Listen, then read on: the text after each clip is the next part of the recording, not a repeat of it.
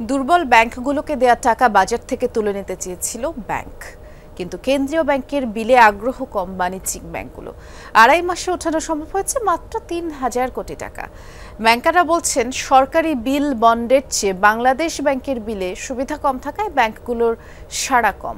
লক্ষ্যমাত্রা অনুযায়ী অতিরিক্ত তারল্য উঠিয়ে নিতে না পারায় মূল্যস্ফীতি নিয়ন্ত্রণের যুদ্ধটা আরও কঠিন এবং দীর্ঘায়িত হবে বলেই আশঙ্কা করছেন বিশ্লেষকরা। Jamuna smart refrigerator, smart life এ স্মার্ট রেফ্রিজারেটর। গ্রাহকের আমানত ফেরত দিতে 6টি দুর্বল ব্যাংকে 22,500 কোটি টাকা বিশেষ ধার দেয় বাংলাদেশ ব্যাংক। কথা ছিল বাজারে ছাড়া এ অর্থ বাংলাদেশ ব্যাংক বিলের মাধ্যমে তুলে নেওয়া হবে, যাতে এটি মূল্যস্ফীতির উপর কোনো প্রভাব না ফেলে। কিন্তু গত 2.5 মাসে উত্তোলন করা সম্ভব হয়েছে মাত্র 3,700 কোটি টাকার মতো। ব্যাংকার ও বিশ্লেষকরা বলছেন সরকারি বিল বন্ডের তুলনায় বাংলাদেশ ব্যাংকের বিলে সুদের হার ও সুবিধা তুলনামূলক কম, যে কারণে এ খাতে টাকা খাটানোয় আগ্রহ কম ব্যাংকগুলোর। ট্রেজারি বিল দেখেন বা বন্ড দেখেন, এখানে আমরা উই সি মোর অপরচুনিটিস। হ্যাঁ, আমরা শুধু এখন বাংলাদেশ ব্যাংক বিলে কেন যাব? প্লাস টেনর ওয়াইজ তো আপনার ফ্লেক্সিবিলিটি নেই। আপনার ফ্লেক্সিবিলিটি এখানে আছে মানে ট্রেজারি বন্ডের বিলে।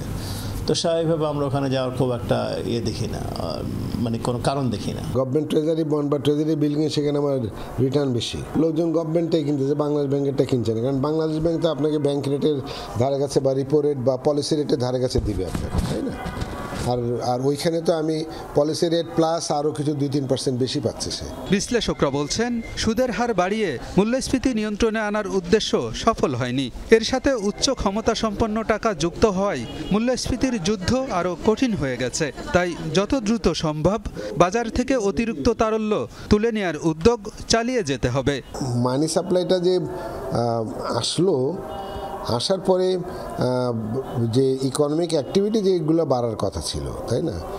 তো সেইগুলো যদি আবার না বেড়ে থাকে, তাই না, তাহলে তো আবার মানে ডাবলই আমরা দুই দিক থেকে আমরা ক্ষতিগ্রস্ত হচ্ছি, তাই না?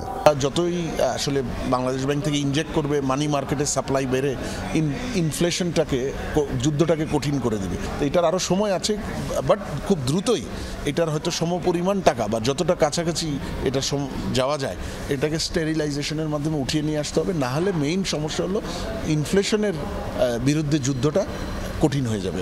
বাংলাদেশ ব্যাংক জানিয়েছে ধীর গতিতে হলেও দুর্বল ব্যাংকগুলোকে দেয়া তারল্য বিভিন্ন উপায়ে তুলে আনা হচ্ছে, তাই এটি মূল্যস্ফীতির উপর কোনো প্রভাব ফেলছে না বলেও মনে করে কেন্দ্রীয় ব্যাংক। শুধুমাত্র বিবি বন্ড না, যেহেতু আমরা দেখবেন প্রচুর ট্রেজারি বন্ডের মাধ্যমে টাকাটা বাজার থেকে উঠে আসছে, অর্থাৎ বাজারে যে অতিরিক্ত যে তারল্যটা গেছে সেটা কিন্তু সেই হিসাবে অতিরিক্ত হিসাবে নাই, যে কোনো প্রক্রিয়ায় এই তারল্যটা উঠে এসছে এবং উঠে এসছে বলে আমরা মনে করছি যে সেটা ইনফ্লেশনে খুব বেশি নেগেটিভ প্রভাব ফেলছে না।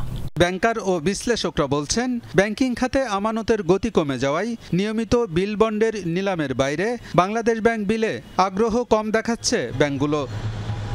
আলমগীর হোসেন, যমুনা নিউজ, ঢাকা।